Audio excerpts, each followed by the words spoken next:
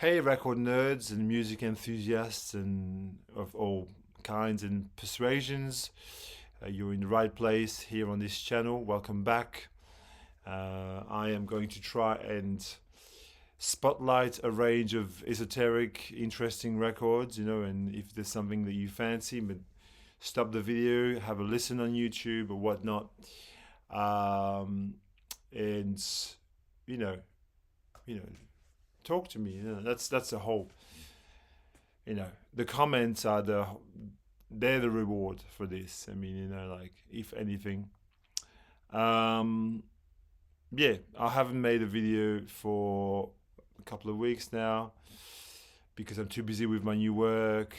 It's just mental, and also because I spend a lot of time in commute on the train, and as a result, I don't have the time to play as many records, and I'm not going to post something about records I haven't played. So, yeah, first world problem, really. You don't care.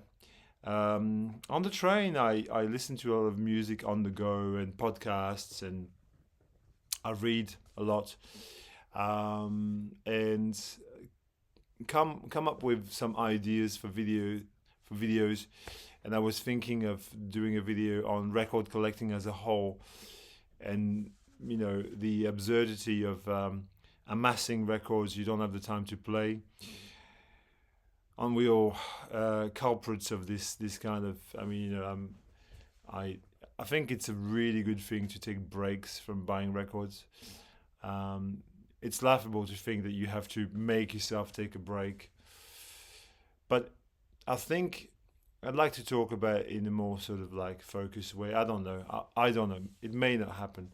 I've been thinking about doing that, but I've never sort of proceeded because every time I start talking, I sound like a wanker. Um, yeah, otherwise, I've seen gigs recently. I'm going to see gigs next week. It's going to be really cool. I'm always doing something to do with music. Um, this afternoon, it's Saturday afternoon, I played this obscurity from Australia. Yes, this fine land that we're on at the moment. Gondwanland, Terra Incognita is a duo from Sydney of Peter Carolyn and Charlie McMahon. Charlie McMahon plays a didgeridoo and Peter Carolyn plays a synth. And so you've got a mixture of like, walls of sort of throbbing synth with the didgeridoo layered on top. Tribal ambient kind of feel, really like pulsating, and I think it's a great record personally. It's very cheap to buy here in Australia. Lots of copies of this if you live here. I highly recommend. It's in the John Hassel mold. Maybe a little bit of Finnish Africa if you're familiar with them, or something which has got like Steve Roach, his Australian records that he did. If you like those, you probably like this. This is fantastic for me, especially Drought and Anthem, the first two songs on side B. 1984, Tribal Ambient. What more would you like? And since I'm in electronic and Australian and 80s, I will showcase this very little known record, absolute buried gem. It's an EP, 3 songs by Equal Local, band from Melbourne. This came out in 1981 on the fantastic Missing Link Records, local label, and is a minimal wave, synth wave record. 3 songs, obviously. Madagascar, Cult of Simplicity, and Block of the Top. At the top, we have a mixture between the sounds of Essendon Airport, which I've talked about many times on this channel, and also Young Marble Giants. If you took away the vocals, the kind of simplicity of the drum machine and how the organ is very sort of like, DIY. Well, here you've got electric guitar, synth, programming, and saxophone. So you've got this sort of Yeah, early 80s minimal wave, very highly recommended, beautiful record. Picked it up a couple of weeks ago when I was digging with Cedric, who will watch this. And if you don't know who Cedric is, watch my last video, you'll understand.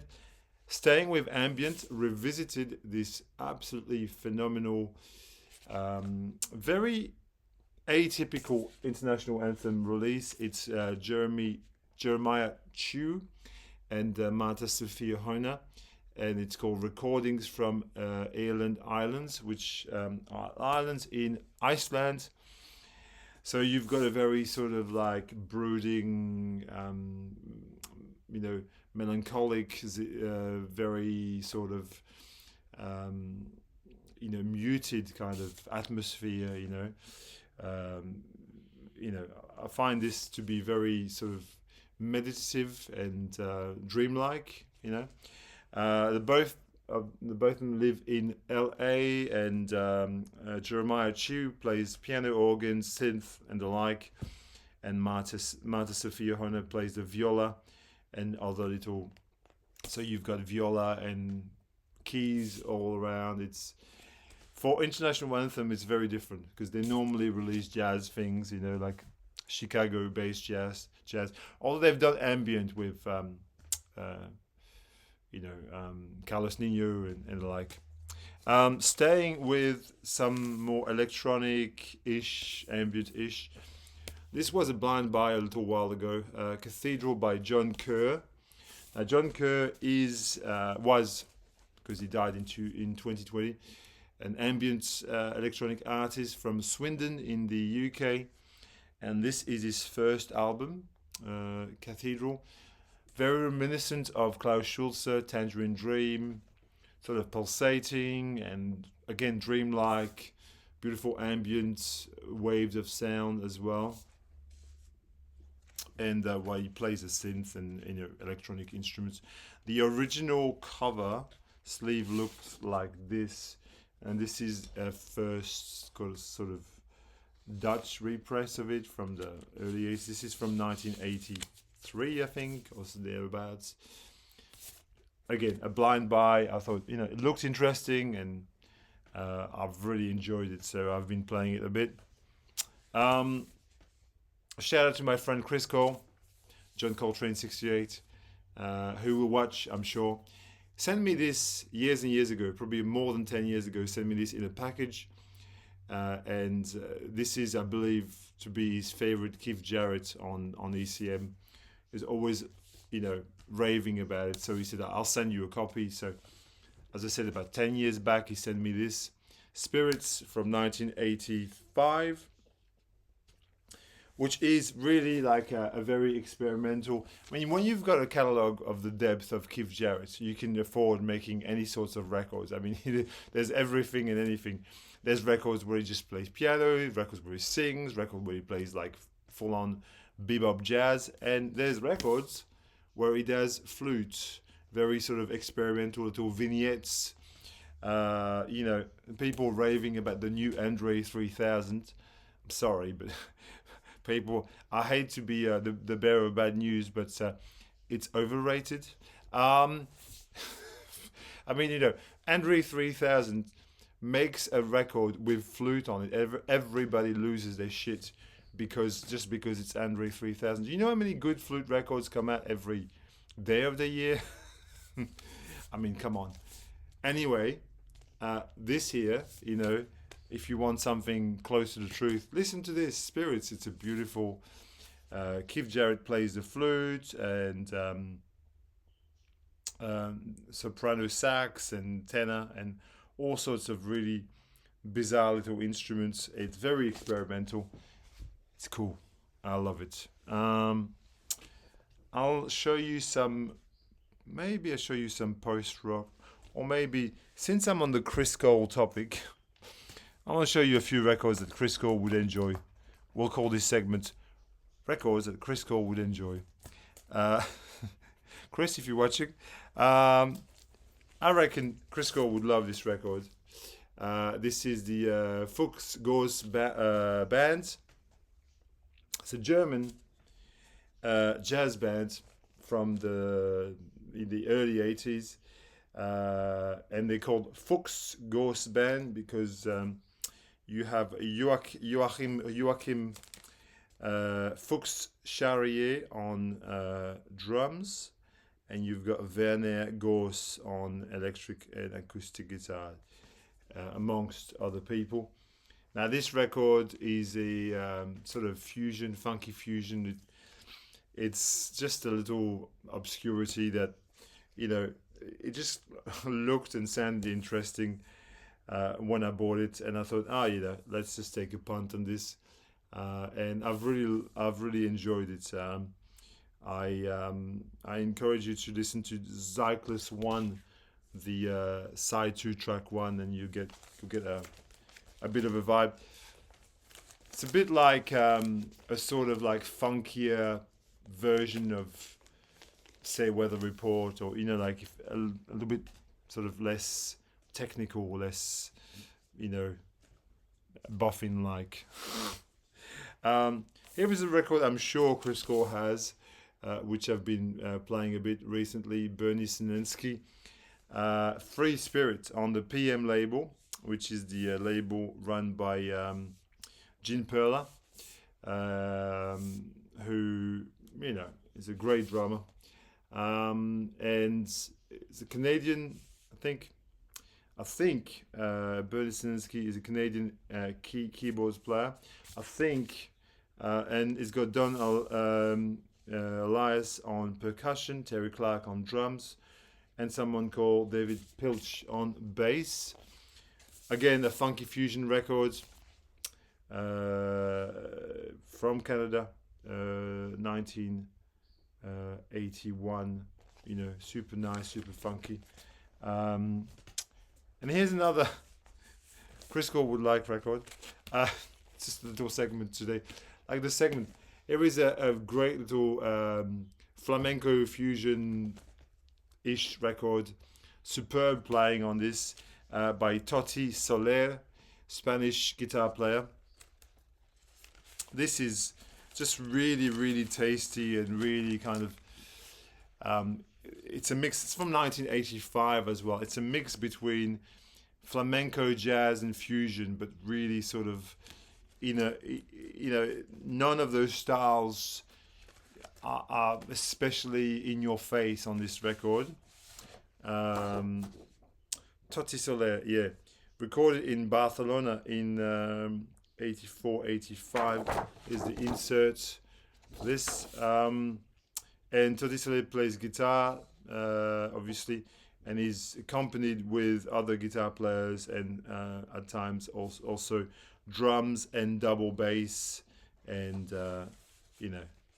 take a listen for yourself.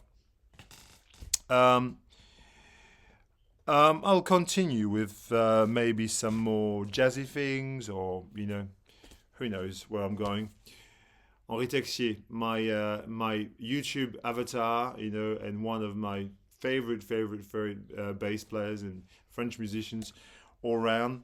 This is Accords et Acris. So if you know Varek and Amir, the first one, and Varek, the second album, this is kind of a continuation into the same territory, but I feel that Henri Texier at one point had reached the apex of what he could do alone, because Varek and Amir are just largely solo records, overdubbed, double bass, vocals, like triple track vocals, and then some oud in the back, on some of the tracks. Very poetic, absolutely essential, just groundbreaking music in my opinion. Just so good. And for good reason. Have I got Amir as my I've had that as my avatar forever on YouTube, because I just think that this is the kind of music that makes me want to buy records and dig for records. That's the spirit, like when you find things that you just didn't know existed before that, and you thought, wow, that's amazing. Not yet another Beatles record. Anyway, so this is a continuation in the sense that he's gone, well, I can't do any better than Varek and Amir, so I'm going to hire some musicians. And he's got Aldo Romano on guitar, Gordon Beck on piano, Jean-Charles Capon from the Baroque Jazz Trio on cello, and Didier Lockwood, who used to be in Magma as well, on violin. And so you've got a lot of extra little, touches that are added to the Amir formula. So you still have the beautiful vocals, the beautiful, sort of serpentine and spiraling bass lines, and this is killer. 1979, fantastic album. Let me take a little detour through. Oh, actually, Cedric and I, we just keep talking on WhatsApp, and we're just inspiring each other to play some records, and he inspired me to pull out a record I hadn't played for ever and ever, Musique du Bois by Phil Woods. Now, this is a superb album. I think it still can be had for cheap. I mean, I don't know. I bought this, like a long time ago. I can't remember. It's a record that's been on my shelf, for at least 10 years, I would say. But I don't play it enough. What it's like when you've got tons of records. Sometimes you forget about records. And it's only when he posted a picture of it, I need to play this record too. It's beautiful. I mean, look at the lineup: Jackie Bayard and Richard Davis on bass, Alan Dawson, which plays the drums. I mean, from 1974, a great sort of post-bop session, very sort of dynamic, very loose. Just love this. And also played this monster here, beautiful record, the Phil Woods Quartet, whilst I'm here, this is a funky fusion record, really totally, again, very, very sort of, it's like you've got the impression something is brewing, like the way the band is playing, it's, you feel it's about to come up to the surface, it's they're brewing a storm in this iteration of the band. Pete Robinson, Henry Franklin from Black Jazz Records on bass, obviously, and Brian Moffat on percussion, and Phil Woods on sax. This is ultra dope, very, very good record. Little post-rock / indie rock bracket here. I want to shout out my good friend Tamo, who lives in the north of Germany, and he's a subscriber who I've been in touch with for a few years now, and we just connected through this, and then we became friends out of this realm, and so we just chat on WhatsApp and send pictures of records and talk. And a while back, probably like last year or so, maybe a couple of years ago, can't remember, he sent me a package with some really nice post-rock records. This is Halmer from Hamburg. The hype sticker says it all. Hamburg is das neue Chicago. Hamburg is the new Chicago. A reference to Thrill Jockey, obviously. This is a very sort of Tortoise-like record. If you like Tortoise and you want something in that same vein, Halmer would be a great continuation. If you like Trans Am and even to a point Mogwai, although it's very different to Mogwai. Some of the atmospheres there would actually suit you. So Tamo, thank you very much for sending me this when you did. I still treasure this and love this. And Tamo also sent me back in the day this is also post-rock, Neon Impression. It's an 8-piece from Italy. And beautiful cover, very reminiscent of Dirty 3 record covers, I feel, and there's a bit of that in there too. The album is called L'Oceano delle Onde che restano onde per sempre, which means the ocean of waves which stay waves forever, or in something along those lines. Don't quote me on my Italian, it's a bit rusty. My parents used to speak it to me when I was a kid, but I haven't practiced for a long time. Um, this is a wonderful, wonderful album. Yeah, Dirty Three, Tortoise comes to mind. A bit of, if Siguros was instrumental, you would get sort of similar atmospheres. The guitar, notably, this there, as I said, an eight piece from Italy. Um, I went to see a couple of weeks or a week ago with my girlfriend. We went to see Calexico play this album in full. Although I don't think they played in full, they played a lot of the songs, but I don't know they played everything.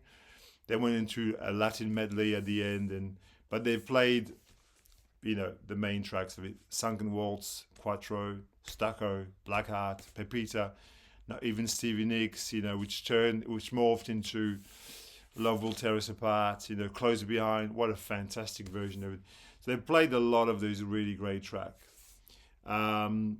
This is a favorite album of mine, 2003, which is a year I arrived here in Australia. So it's kind of a link here. And they were fantastic. They were just fabulous. They played a rendition of "Alone Again" or by Love, which was just, yeah, I had the impression Love was in the building. I mean, Joey Burns, gosh, what a singer! What a showman! Brilliant band, and the two trumpet guys, just off the charts. Since we're into sunny music and fun sunny music, actually, let me talk about one last indie record, quote unquote. I'll talk about this. This is The Cleaners from Venus in the Golden Autumn. The Cleaners from Venus are, it's a one-man band, Martin Newell, and it's sort of a sardonic kind of indie pop, very lo-fi.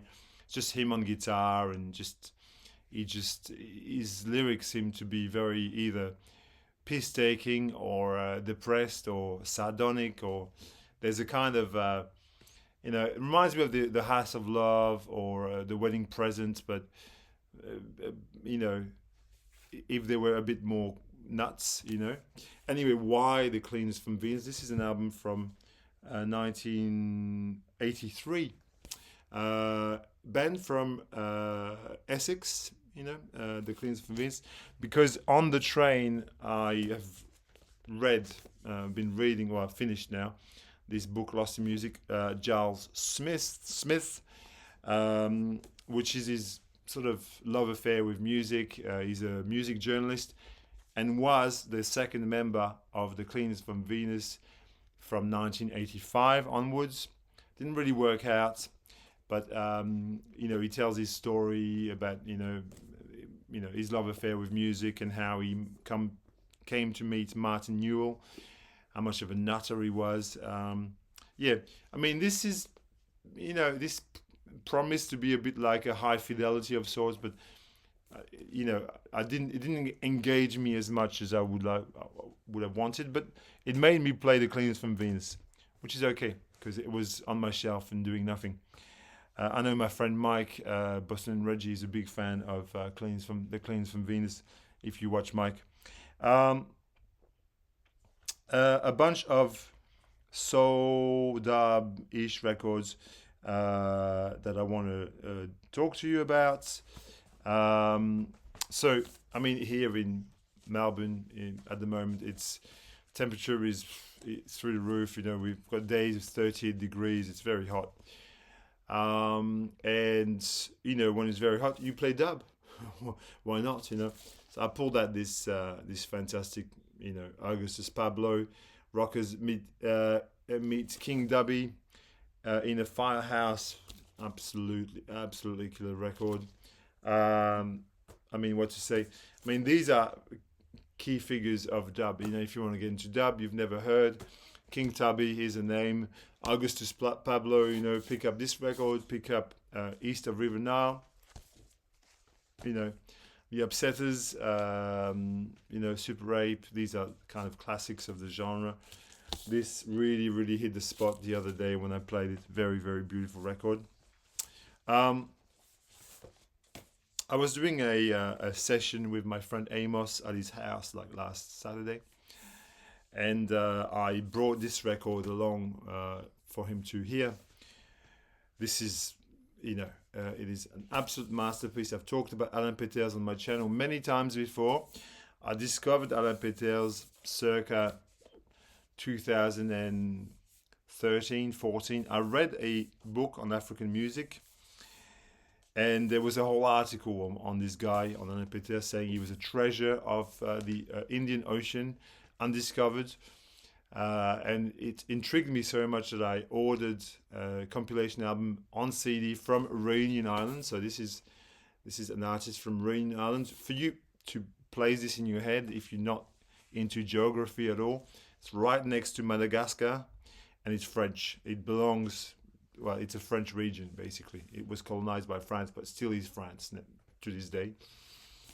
And Alain Peters is a sort of a Nick Drake-like figure, The genre of music on Reunion is Maloya, which is a very sort of traditional island folk, but also danceable. I mean, there's a few sorts of Maloya, and his brand of it is quite unique. It's homemade instruments.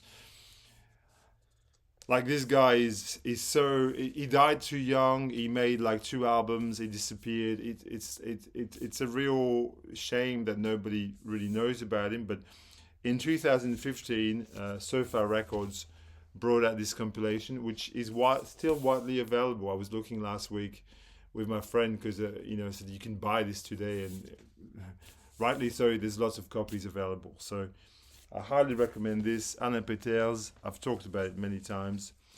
And since we're talking about Madagascar, it was a fantastic album, like ethnographic record. Rakoto Zafi, who is this man here, comes from a tribe in Madagascar. So he's a Malagasy musician, and plays a local instrument called the valiha, which is here. Which Cedric called a letterbox. No, it's not a letterbox. It's a zither, but like a Malagasy version of a zither. The strings are plugged from the side there. I don't know if you got these strings there. And Rakoto Zafi is a master of the valia, and so much so that he made his own, built his own, and sings traditional songs in a very mournful voice, playing the valia. I don't know how easy it would be to listen to this or find this, but this was a super cheap score, and I freaking love this record. Beautiful.